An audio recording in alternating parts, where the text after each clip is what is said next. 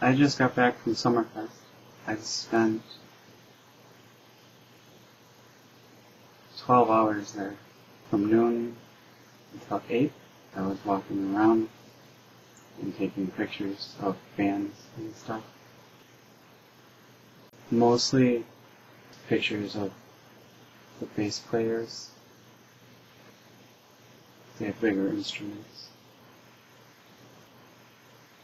Clarkson was part of the thing too. I feel like if the tickets were $10 cheaper, or she wasn't in it, it would have been a better value.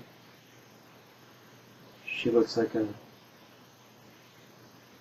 meat turkey, a naked bird with meat arms. Took a turkey and you took off the bird arms and you put like all beef franks and like on the top part wrapped bacon on it.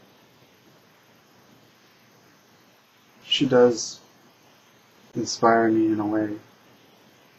Since she's been on American Idol, and seeing her again 10 years later reminds me that you can gain weight at any time, and that you shouldn't wear tight pants if your thighs are that much bigger than your calves. So, yeah. Nobody likes this shirt, I guess.